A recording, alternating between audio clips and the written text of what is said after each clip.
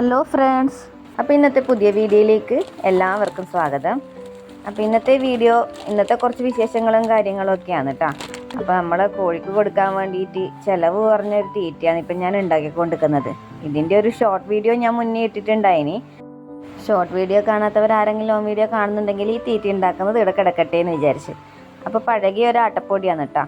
ഒരുപാടധികം പഴകിയതൊന്നുമല്ല, ഉപയോഗിച്ചിട്ട് ഇതുപോലെ ബാക്കി വന്ന പാക്കറ്റ് ഇങ്ങനെ മൂടി വെച്ചതാണ്. അപ്പോൾ ഡേറ്റ് കഴിഞ്ഞതുകൊണ്ട് ഞാൻ വെച്ചെന്നാൽ കോഴികൾക്ക് കൊടുക്കാൻ വേണ്ടി തീറ്റ ഉണ്ടാക്കിയെടുക്കാമെന്ന്.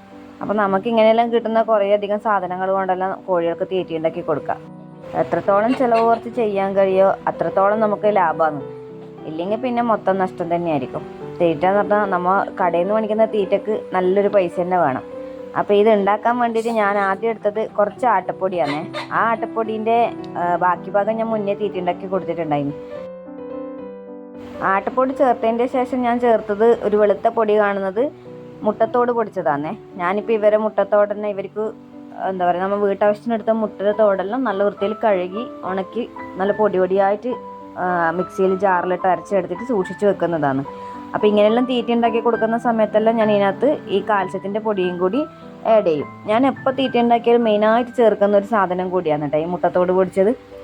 പിന്നെ അതിൽ ചേർത്തത് നമ്മുടെ തവിടാണ്. നെല്ല് കുത്തിയിട്ടെടുത്ത തവിടും പിന്നെ കുറച്ച് അവിലിൻ്റെ തവിടും കൂടെ മിക്സ് ചെയ്തിട്ടാണ് എടുത്തിട്ടുള്ളത്. അത് കൂടാണ്ട് കുറച്ച് മുട്ടത്തീറ്റയും കൂടി ഞാൻ ഇതിനകത്ത് ഇട്ട് കൊടുക്കുന്നുണ്ട്. മുട്ടത്തീറ്റ ഞാൻ അങ്ങനെ ഉണ്ടായ ഒരു സമയം വാങ്ങിയതാണ്. നമ്മൾ പുതിയ കോഴിക്കുഞ്ഞുങ്ങളെല്ലാം വരുന്ന സമയത്ത് അവർക്ക് സ്റ്റാർട്ടർ വാങ്ങാൻ പോയ സമയം കുറച്ച് മുട്ടത്തീറ്റയും കൂടി വാങ്ങിയതാണ്. എന്താ വെച്ചാൽ നമ്മൾ പഞ്ചായത്തിൽ നിന്ന് കൊണ്ടുവന്ന കുറച്ച് മുട്ടക്കോഴികളുണ്ടല്ലോ, അപ്പോൾ അവർക്ക് കൊടുക്കാമെന്നുള്ളൊരു ഉദ്ദേശത്തിനും കൂടെ വാങ്ങിച്ചതാണ്. അപ്പോൾ ഇതിപ്പം 2 കോഴികൾക്കും കൂടിയാണ്. എൻ്റെ ബാക്കിയുണ്ടായ നാടൻ ക്രോസ് കോഴികൾക്കും അതുപോലെ മുട്ടക്കോഴികൾക്കും വേണ്ടിയിട്ടാണ് ഞാനിപ്പോൾ ഈ തീറ്റ ഉണ്ടാക്കുന്നത്. അതുകൊണ്ട് ഞാൻ അതിനകത്തേക്ക് കുറച്ച് മുട്ടത്തീറ്റയും കൂടി ആഡ് ചെയ്തിട്ടുണ്ട്. അതുപോലെ നമ്മൾ ഈ ആട്ടപ്പൊടി എടുക്കുമ്പോൾ ഞാൻ വേവിച്ചിട്ടൊന്നും എടുക്കുന്നില്ല കേട്ടോ. 1-2 വീഡിയോസ് ഞാൻ ഇതുപോലെ കണ്ടിട്ടുണ്ടായിനി. ആട്ടപ്പൊടി ഇങ്ങനെ ആവിത്തട്ടിലെല്ലാം വെച്ച് വേവിച്ചിട്ടോ അല്ലെങ്കിൽ പുട്ടുംകുറ്റിയിലിട്ട് വേവിച്ചിട്ടെല്ലാം കൊടുക്കുന്ന ആൾക്കാരുണ്ട്. പക്ഷെ ഞാൻ അങ്ങനെയൊന്നും ചെയ്തിട്ടില്ല. ഞാൻ ഡയറക്റ്റായിട്ട് ഇതുപോലെ തന്നെ ചെറുങ്ങനെ പുട്ടിന് നനച്ചെടുക്കുമ്പോൾ നനച്ചെടുത്തിട്ട് അപ്പോൾ അതിനകത്ത് ഈ ബാക്കി സാധനങ്ങളോട് കൂടി ആകുമ്പോൾ അങ്ങനെ പശ പറ്റും പോലെ ഒന്നുമില്ല. ഇതാ നല്ല പൊടിയായിട്ട് തന്നെ കിട്ടുന്നുണ്ട്. അപ്പോൾ ഇങ്ങനെയാണ് ഞാൻ കോഴികൾക്ക് കൊടുക്കുന്നത്.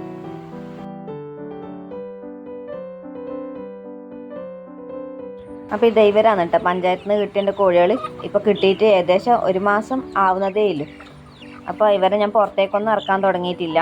കുറച്ചും കൂടി ആയിട്ടാകുമ്പോൾ പുറത്തേക്ക് ഇറക്കാമെന്ന് വിചാരിച്ചു. എന്താ താഴേക്ക് ഒരു സമയം കൂട്ടുന്ന കഴിഞ്ഞാൽ തന്നെ പിടിക്കാൻ പോയി കഴിഞ്ഞാൽ തന്നെ ഇവർക്ക് വലിയ ഓട്ടവും ചാട്ടമൊന്നും ഇല്ല.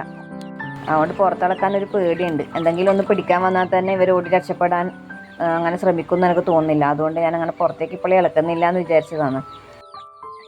ഇവരിപ്പോൾ കൊണ്ടുവന്നിട്ട് 1 മാസം ആവരായി. അപ്പോൾ 2 മാസം പ്രായമുള്ള കുട്ടികളെ തന്നിന്നാണ് തോന്നുന്നത്. അതിൻ്റെ അന്നേരം ഒരു വലിപ്പം കാണുമ്പോൾ അങ്ങനെയാണ് തോന്നിയത്. അപ്പോൾ ഏകദേശം 3 മാസമെല്ലാം ആയിട്ടുണ്ടാവണമെന്ന് തോന്നുന്നു ഇപ്പോൾ തന്നെ. കൂട്ടിൻ്റെ ഉള്ളിൽ തന്നെ ആയതുകൊണ്ട് വലിയൊരു മാറ്റമൊന്നും ഇവർക്ക് ഇതുവരെ വന്നിട്ടില്ല. കൊണ്ടുവന്ന ആ ഒരു പാകത്തിൽ തന്നെ ഉണ്ട് അത്രേ.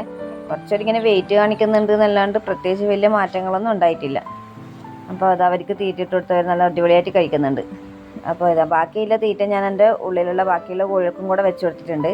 ഇവരെല്ലാവരും പുറത്തുനിന്നെല്ലാം അങ്ങനെ തുറന്നു വിട്ടിട്ടാണ് ഉണ്ടായത്. ഇപ്പം ഞാൻ കൂട്ടിൻ്റെ ഉള്ളിൽ വെച്ചതുകൊണ്ട് ഇപ്പം ഇങ്ങോട്ടേക്ക് ഓടി വന്നതാണ്. പിന്നെ ഈ കൂട്ടത്തിലൊരു വിശേഷം പറയാനുള്ളത് ഒരു ക്രോസ് കോഴിയുടെ നല്ല പൊരുത്തായിട്ടുണ്ട്. അപ്പോൾ ഇവരൊന്നും മുട്ട ഞാൻ വിരിയിക്കാൻ എടുക്കലുണ്ടായിട്ടില്ല. വേറൊരു കോഴീനെ ഞാൻ വിരിയിച്ചെടുത്തിട്ട് അതിൻ്റെ അകത്ത് ഒരു 4 മുട്ട ഇതുപോലെ പുറത്ത് ഞാൻ അന്നേരം വാങ്ങിച്ച നല്ല കോഴികളിൽ ഒരു 4 മുട്ട എക്സ്ട്രാ അവർ ഇട്ടിട്ടുണ്ടായി. അത് ഞാൻ കണ്ടിട്ടില്ല. അപ്പോൾ അത് വിരിയാൻ ബാക്കി ഉണ്ടായതുകൊണ്ട് ഞാൻ ഈ കോഴിക്ക് ആ 4 മുട്ട വെച്ച് കൊടുത്തിട്ടായില്ലത്. വിരിയോ ഇല്ലയോ എന്നെല്ലാം ഡൗട്ട് ഉണ്ടായിനി. ഇപ്പോൾ ഒരാളിപ്പം വിരിഞ്ഞിട്ടുണ്ട്. ഇപ്പം അതിനകത്ത് അങ്ങനെ കാട് നല്ലോണം കൊത്തുന്ന വെക്കുന്നെല്ലാം ഉണ്ട്. തൊടാനൊന്നും വിടുന്നില്ല. മുട്ടയും തൊടാൻ വിടുന്നില്ല, വിരിഞ്ഞ കുഞ്ഞിനെയൊന്നും തൊടാൻ വിടുന്നില്ല. പക്ഷെ ഇപ്പോൾ ആൾ അടയായിട്ട് 1 ആഴ്ച ആവുന്നതേ ഉള്ളൂ.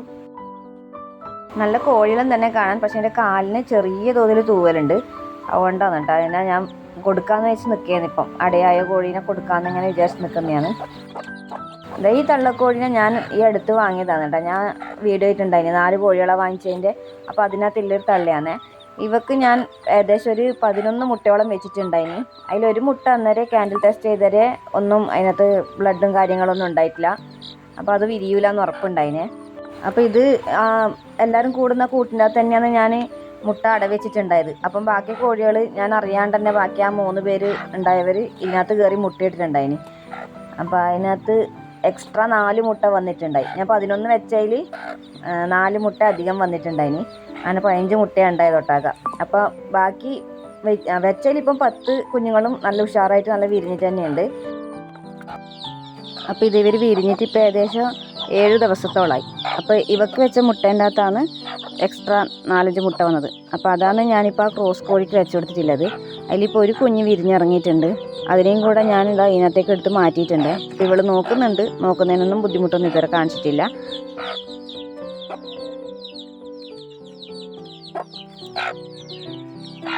അപ്പോൾ ഈ കുഞ്ഞുങ്ങൾക്ക് കൊടുക്കുന്ന തീറ്റ ഞാൻ സ്റ്റാർട്ടറും അതുപോലെ ഗോതമ്പ് നല്ലോണം നുറുക്കി മിക്സിയിലിട്ട് പൊടിച്ചെടുത്തതും പിന്നെ ലേശം മുത്താറിയെല്ലാം കൂടി മിക്സാക്കിയിട്ടാണ് കോഴിക്കും തള്ളക്കും എല്ലാവർക്കും ഒരുപോലെ തന്നെ വെച്ച് കൊടുക്കലുള്ളത്. വേറെ വേറെ ഒന്നും ആക്കി കൊടുക്കുകയില്ല. എന്ന് വെച്ചാൽ തള്ളക്കോഴിക്ക് ഗോതമ്പ് അങ്ങനെ എന്തെങ്കിലും കൊടുക്കുക വെച്ചാൽ കുഞ്ഞുങ്ങൾ തിന്നിട്ട് എന്തെങ്കിലും ദഹന പ്രശ്നം ഉണ്ടെങ്കിലോ എന്ന് വിചാരിച്ചിട്ട് അങ്ങനെ ഗോതമ്പൊന്നും കൊടുക്കലില്ല. തള്ളക്കും ഇതേ തീറ്റ തന്നെയാണ് കൊടുക്കുന്നത്.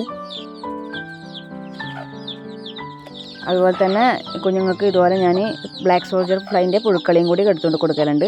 ചെറിയ കുഞ്ഞുങ്ങളെ കൊടുക്കലില്ലു. പുഴുക്കളെ കൊടുക്കുന്നതുകൊണ്ട് തന്നെ കോഴിക്കുഞ്ഞുങ്ങളെല്ലാം നല്ല ഉഷാറായിട്ട് തന്നെ ഉണ്ട്. നല്ല ആരോഗ്യത്തോടെ തന്നെ നല്ല കുഞ്ഞുങ്ങൾ തന്നെയാണ് ഇപ്പോൾ ഉള്ളത്.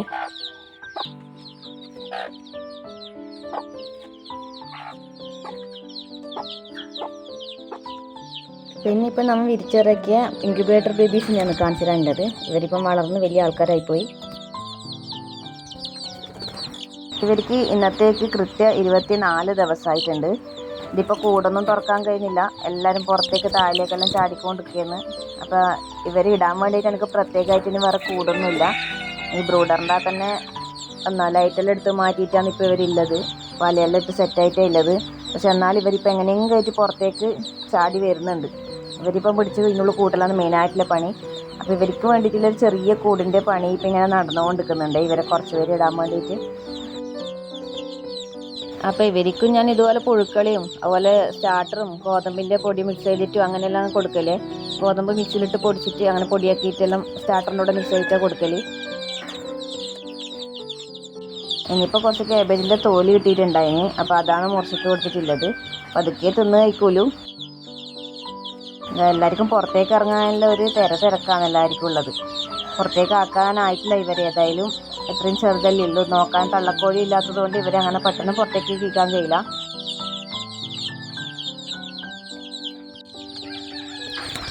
അപ്പോൾ ഇത്രയാണ് കേട്ടോ ഇന്നത്തെ ഒരു കുഞ്ഞു വീഡിയോയിലുള്ളത്. വീഡിയോ ഇഷ്ടപ്പെട്ട ചാനലൊന്ന് സബ്സ്ക്രൈബ് ചെയ്ത് സപ്പോർട്ട് ചെയ്യാൻ മറക്കല്ലേ. അതുപോലെ നിങ്ങളുടെ അഭിപ്രായങ്ങളെല്ലാം കമൻറ്റായി രേഖപ്പെടുത്താനും കൂടെ മറക്കല്ലേ.